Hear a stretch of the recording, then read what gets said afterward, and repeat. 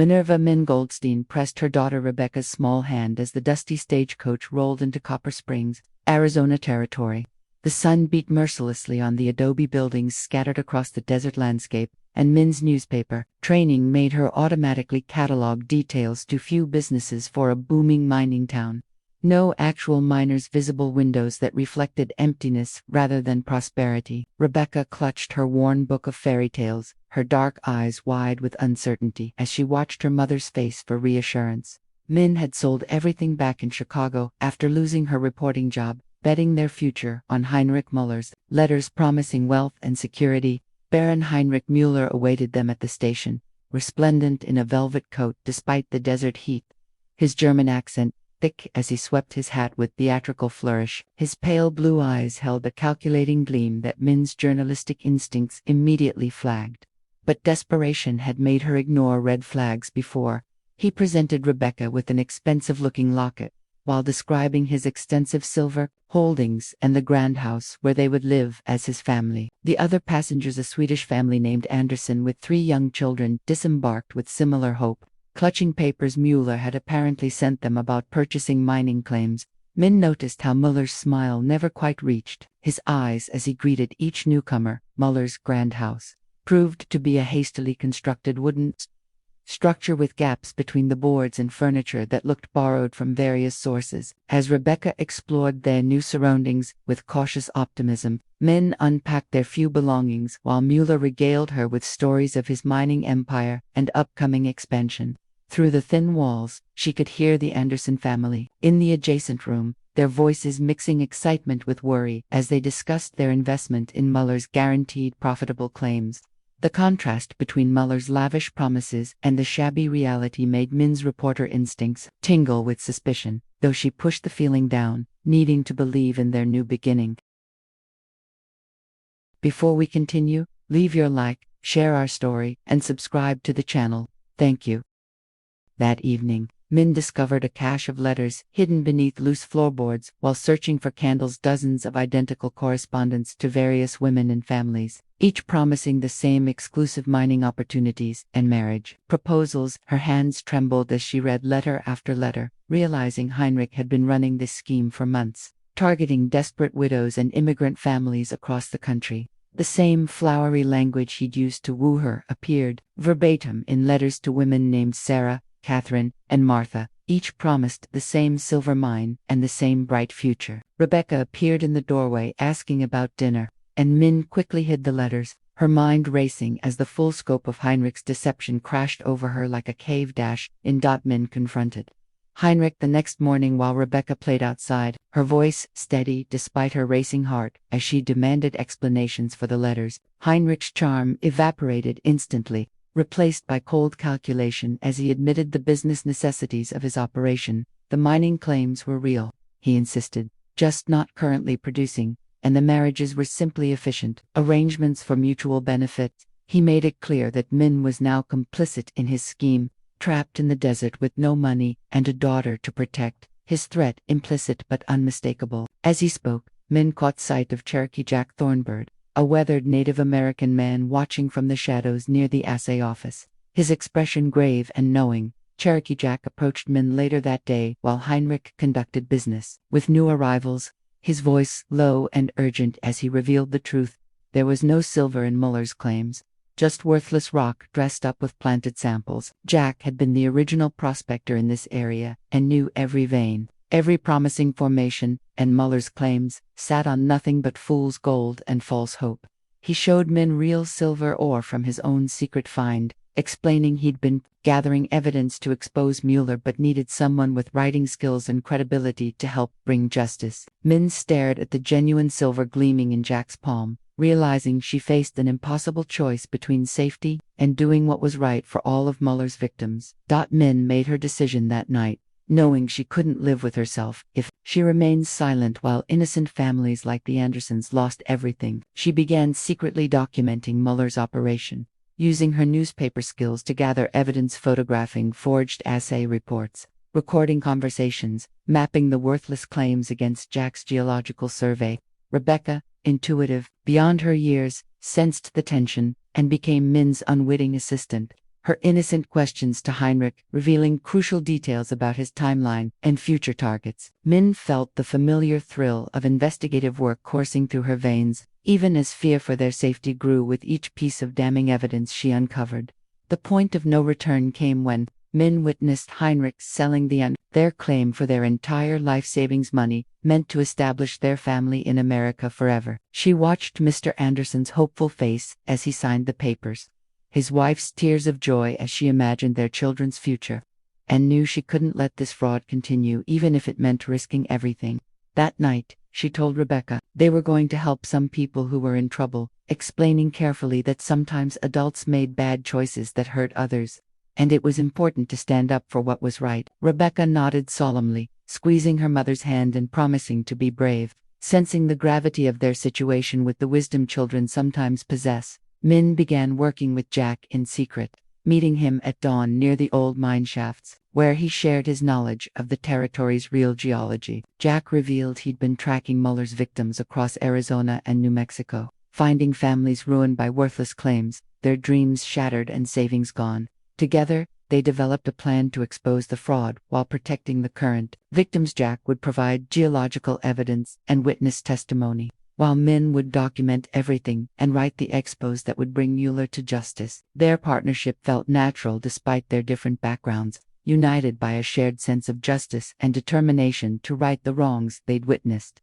Heinrich's suspicions grew as Min asked more probing questions about the mining operation, his paranoia sharpening as she requested tours of the claims and meetings with his business partners. He began watching her more closely, restricting her movements and questioning Rebecca about her mother's activities with the false concern of a stepfather. Min realized they were walking a dangerous line. Heinrich had too much invested in his scheme to let anyone threaten it, and isolated as they were in the desert, he held most of the power. She began teaching Rebecca subtle signals and escape routes, preparing for the possibility that their investigation might force them to run for their lives. The investigation took on new urgency when Min discovered Heinrich's correspondence with criminal associates in Tucson, revealing plans to expand the operation and target even more vulnerable families. She found evidence of previous schemes in other territories, showing Heinrich's pattern of fraud, theft, and abandonment when situations became too dangerous.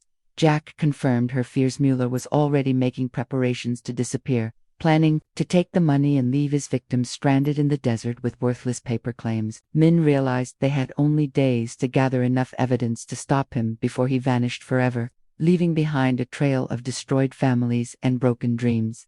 Their plan crystallized as Min entered fully into the dangerous world of deception and counter-deception, transforming from desperate mail-order bride into determined investigative journalist. She and Jack established communication networks with the victims, carefully revealing the truth while building a coalition of the wronged families who wanted justice rather than revenge. Rebecca adapted to their new reality with remarkable resilience, becoming their secret messenger and lookout while maintaining the innocent facade of a child adjusting to her new home. The special world they now inhabited was one of hidden truths, calculated risks, and the growing certainty that they were fighting not just for themselves, but for everyone Heinrich had ever victimized. Min and Jack's partnership deepened as they worked together, his geological expertise complementing her investigative skills in ways that surprised them both. Jack shared stories of his Cherokee grandfather's wisdom about reading the land's true nature, while Min taught him techniques for documenting evidence that would hold up in territorial court. They found themselves talking late into the night about their different worlds, her life as a Chicago newspaper reporter, his years of honest prospecting in territories where his heritage made him unwelcome in many towns. Despite their vastly different backgrounds, they discovered a shared commitment to truth and justice that created an unshakable bond between them. Rebecca formed an unexpected friendship with the Anderson children, her natural empathy helping her understand their excitement about their new life. Even as she knew the terrible truth her mother was uncovering, she became protective of little Astrid Anderson, the youngest, teaching her English words and sharing her fairy tale books to distract from the adults' growing tension. Min watched her daughter's compassion with pride and heartbreak, seeing how Rebecca was learning to carry the weight of adult secrets while maintaining her childhood innocence. The bonds forming between the children added another layer of urgency to their mission. These families weren't just victims. They were becoming their chosen family. The Anderson family began to trust Min as she carefully questioned them about their dreams and plans, learning about their journey from Sweden and their hopes for prosperity in America. Mrs. Anderson shared her fears about their investment, sensing something wasn't right but unable to articulate her concerns. While Mr. Anderson remained stubbornly optimistic about their future, Min found herself becoming a confidant and protector to these innocent people. Her maternal instincts extending beyond Rebecca to encompass all the potential victims in Heinrich's web. Their trust in her made the deception feel even more urgent. She couldn't let them discover the truth through loss and betrayal. Jack introduced Min to other honest miners and townspeople who had been suspicious of Heinrich's operation, but lacked the power or knowledge to challenge him effectively. These men, Mexican prospectors, former soldiers, and longtime residents, formed an informal network of witnesses and allies who could provide crucial testimony when the time came. Min realized she was building not just a case against Heinrich, but a community of people committed to protecting each other from future frauds. The bonds they were forming extended beyond their immediate mission, creating lasting relationships based on mutual respect and shared values. Heinrich's behavior became increasingly erratic as he sensed the shifting dynamics around him, alternating between explosive anger and calculated charm in ways that left everyone walking on eggshells. Min watched him carefully, using her reporter's skills to read his moods and predict his actions, while teaching Rebecca to recognize the warning signs that meant they should make themselves scarce. The household became a stage where everyone played their roles: Heinrich, the generous husband; Min, the grateful wife; Rebecca, the happy stepdaughter. While underneath, alliances and plans took shape that would determine all their futures. The tension was exhausting but also clarifying, showing Min exactly what they were fighting against. The emotional turning point came when Min realized she wasn't just investigating Heinrich to expose his crimes, she was fighting to protect a new kind of family she never expected to find. Jack's steady presence and unwavering support had become essential to her sense of purpose, while the Anderson children's laughter reminded her why truth and justice mattered more than safety. Rebecca's courage and adaptability showed Min that her daughter was strong enough to weather this storm, and proud enough to want her mother to do what was right. The personal stakes were now inseparable from the mission. Protecting these people she'd grown to love had become her deepest motivation, worth any risk they might have to take. Min's investigation uncovered the full scope of Heinrich's network. When she discovered his connections to corrupt territorial officials and crooked Asirs who provided false reports for his worthless claims, Jack helped her understand the geological evidence that would prove the fraud: core samples, mineral composition tests, and survey maps that showed Heinrich's claims sat on barren rock with no precious metal deposits. They realized they were fighting not just one man's greed, but an entire system of corruption that had been cheating desperate families across the territory for months. The evidence was overwhelming but also dangerous. Heinrich's partners had too much to lose to let anyone threaten their profitable scheme. Their first major breakthrough came when Min found Heinrich's correspondence with a fence in Tucson, who specialized in selling stolen and fraudulent mining equipment to unsuspecting buyers. The letters revealed Heinrich's plan to stage a fake mine collapse that would explain why the claims suddenly stopped producing, allowing him to sell rescue rights and reconstruction contracts to squeeze even more money from his victims. Jack confirmed that such staged disasters were common among mining fraudsters, providing perfect cover for disappearing with investor money while leaving victims with nothing but tragic explanations. Min realized they were racing against Heinrich's timeline. He planned to execute this final phase within weeks. Rebecca accidentally provided crucial intelligence when she overheard Heinrich arguing with his associates about increasing pressure from suspicious investors and territorial authorities. Her innocent report of adult conversations revealed Heinrich's growing paranoia and his plans to accelerate his timeline, possibly abandoning the current operation before it could be fully exposed. Min felt proud of her daughter's resourcefulness, while also frightened by how dangerous their situation was becoming. Heinrich's desperation made him unpredictable and potentially violent. She began making contingency plans for Rebecca's safety, arranging for her to stay with trusted allies if the investigation forced them to flee suddenly. Jack discovered that Heinrich had been using a network of fake identities, across multiple territories, showing this wasn't his first major fraud but part of a pattern spanning several years. They found evidence of similar operations in Nevada and New Mexico, where Heinrich had targeted immigrant communities and desperate families, always disappearing before authorities could build cases against him.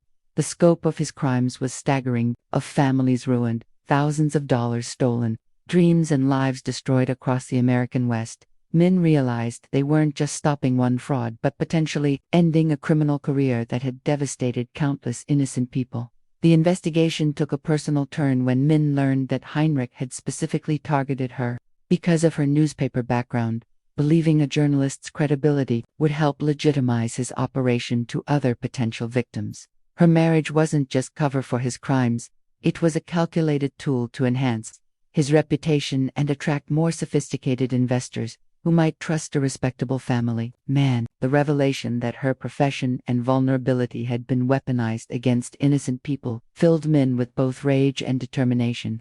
She realized Heinrich saw everyone, including her and Rebecca, as nothing more than useful props in his elaborate criminal theater. Their growing success in gathering evidence caught Heinrich's attention when he noticed discrepancies in his carefully controlled narrative questions from investors that suggested someone was providing them with accurate information about mining geology. His suspicion fell first on Jack, whom he confronted with veiled threats about outside agitators interfering with legitimate business operations.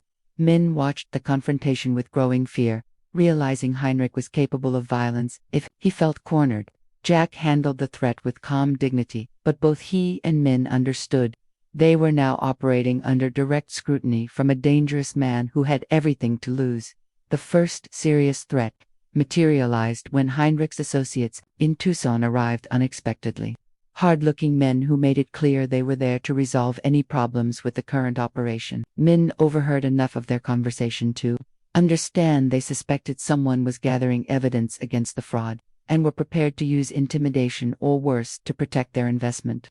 That night, she found threatening notes slipped under their door and noticed strangers watching their house, making it clear that Heinrich's patience with potential troublemakers was running out. The danger was no longer theoretical. They were now actively hunted by criminals who would stop at nothing to preserve their profitable scheme. The crucial revelation came when Jack led Min to his secret discovery, a genuine silver vein of extraordinary richness hidden in the hills beyond Heinrich's worthless claims. Jack had been quietly working this find for months, accumulating enough high-grade ore to prove its value while planning to use the profits to expose Heinrich's fraud and compensate his victims. The silver gleamed in the lamplight like captured starlight, representing not just wealth but justice, proof that real prosperity was possible for the families Heinrich had been cheating. Min understood immediately that this discovery changed everything.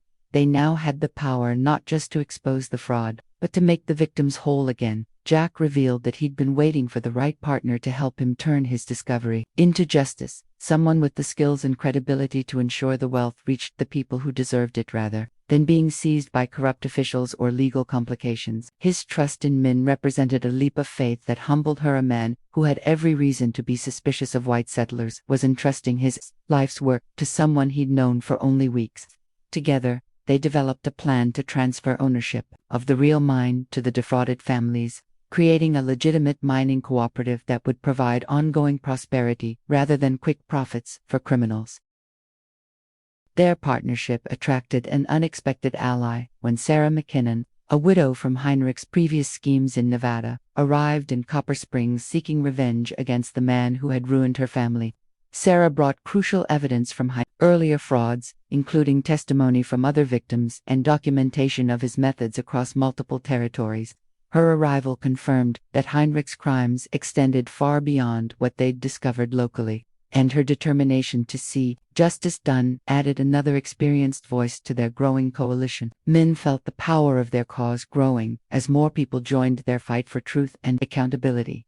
Sarah's presence forced Heinrich to accelerate his plans, as he recognized the danger of having a previous victim in town who could expose his entire operation. Min watched him become more desperate and erratic, making mistakes that revealed the full structure of his criminal network and his planned escape route through Mexico.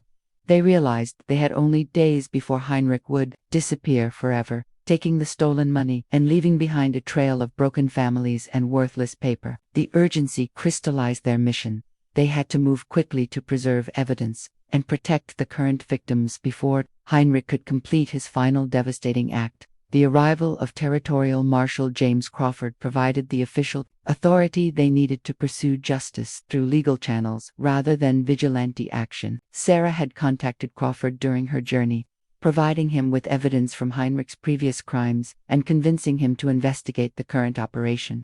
Crawford's presence legitimized their efforts while also creating new pressures. They had to present their evidence in ways that would hold up in territorial court, while still protecting the victims from further harm. Min felt the weight of responsibility as she realized their amateur investigation was becoming a serious legal case with consequences that would reach far beyond Copper Springs. The major crisis erupted when Heinrich discovered Min's hidden evidence and realized the full extent of their investigation against him. His rage was terrifying in its cold calculation as he confronted her while Rebecca was playing with the Anderson children, his threats making it clear that he considered both Min and her daughter expendable obstacles to his escape. Min felt paralyzing fear as she realized how completely they were at Heinrich's mercy in the isolated desert town.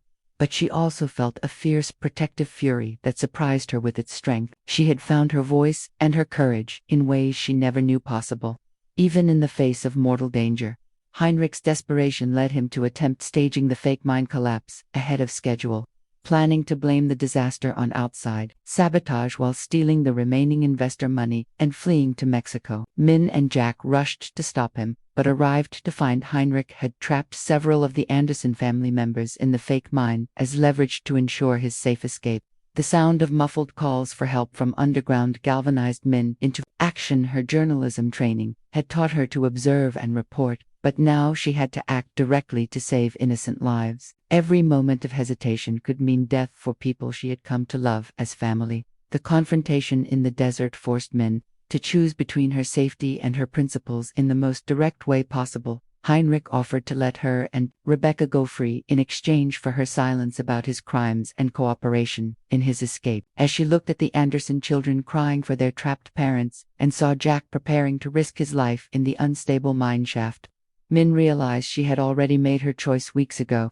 She couldn't live with herself if she saved her own family by abandoning the other innocent people depending on her courage and skills. Her transformation was complete. She was no longer a desperate woman seeking safety, but a fierce protector willing to risk everything for justice. The rescue attempt nearly ended in disaster when Heinrich's makeshift explosives destabilized the entire false mine structure, threatening to bury everyone in the collapse. Min found herself crawling through dangerous passages to reach the trapped Anderson family, while Jack held off Heinrich's associates and Rebecca helped guide Marshal Crawford to their location. In the darkness and chaos underground, Min discovered reserves of physical courage and leadership she never knew she possessed.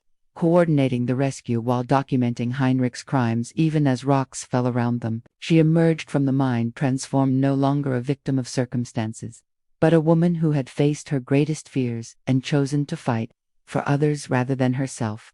The final confrontation took place at dawn in the hills above Copper Springs, where Heinrich made his last desperate attempt to reach the Mexican border with stolen money and forged papers. Min, Jack, and Marshal Crawford tracked him through the desert terrain, using Jack's knowledge of the land and Min's understanding of Heinrich's psychology to predict his escape route. Heinrich was cornered, but still dangerous, armed and desperate, enough to kill anyone who threatened his freedom.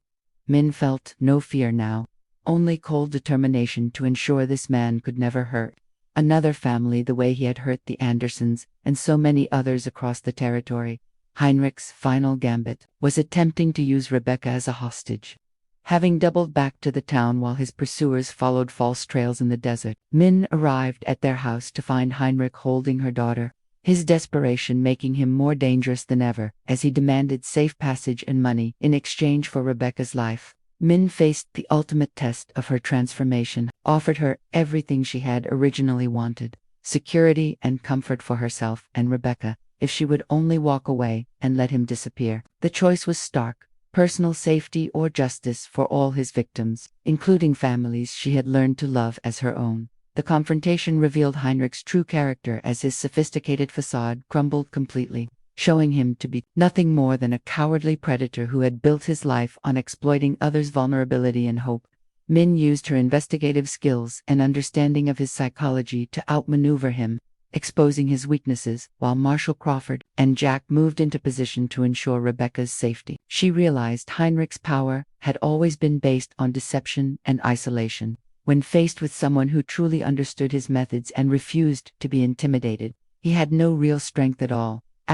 Jack's knowledge of the real silver mine became the key to resolving the crisis, as he offered to trade the location of genuine wealth for Rebecca's safety and Heinrich's surrender. The irony was perfect. Heinrich had spent months selling false streams of silver while the real treasure was hidden in plain sight, waiting for honest people to discover it. Min watched Heinrich's face as he realized how completely his greed had blinded him to actual opportunity. His criminal schemes unnecessary when legitimate wealth was available to anyone willing to work honestly for it. The climax came when Heinrich, faced with overwhelming evidence and no escape route, made the final attempt to destroy everything he couldn't control. His attack on Jack triggered Min's complete transformation into a fierce protector, as she used everything she had learned about courage, justice, and fighting for others to ensure Heinrich could never hurt anyone again. The confrontation ended with Heinrich's capture and the recovery of all the stolen money. But more importantly, it showed Min that she had become the kind of person she had always admired but never believed she could be, someone willing to risk everything for truth and justice. In the aftermath of Heinrich's arrest, Min worked with Marshall Crawford to ensure all the defrauded families received compensation from both the recovered money and shares in Jack's legitimate silver mine. The Anderson family's joy at learning their investment had been transformed into real prosperity was deeply satisfying.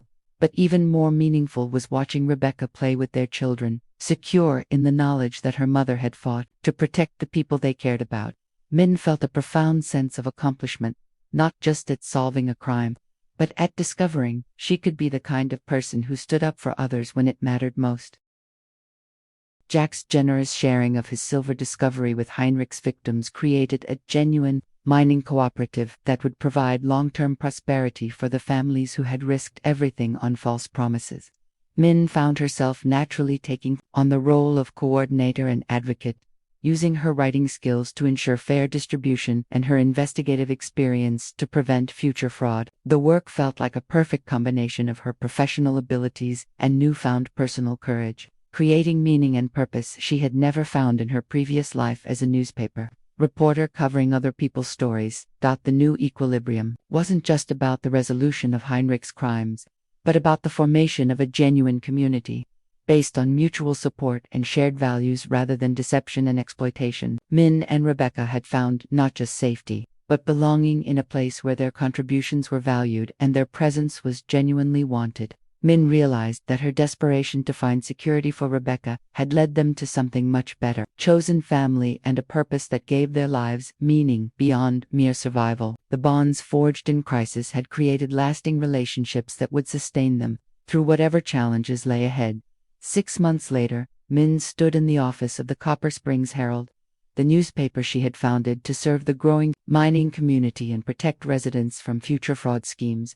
Rebecca helped sort mail from families across the territory seeking Min's help with suspicious investment opportunities, their small newspaper having gained a reputation as a defender of honest people against criminal exploitation. Jack's silver mine continued to prosper under cooperative management, providing steady work and fair wages for dozens of families who might otherwise have fallen victim to schemes like Heinrich's. Looking back on their journey, Min marveled at how completely their lives had been transformed by the choice to fight for truth rather than accept comfortable deception. Rebecca had grown into a confident, compassionate young woman who understood that real security came from being part of a community that protected each other rather than from seeking individual safety at others' expense. Their relationship had deepened through shared danger and mutual respect, Rebecca having seen her mother's courage and Min having learned to trust her daughter's wisdom and strength. The final message crystallized as Min wrote her weekly editorial about the importance of investigating too good to be true opportunities and supporting each other against those who would exploit hope and desperation. She had learned that real prosperity wasn't about finding the perfect opportunity, but about having the courage to protect what was truly valuable: family, community, and the principles that made life worth living. As she watched Jack teaching mining techniques to new arrivals and Rebecca helping immigrant children learn English, Min knew they had found something more precious than silver, a purpose that transformed individual survival into collective thriving, creating a legacy of justice and truth that would outlast any treasure hidden in the desert hills.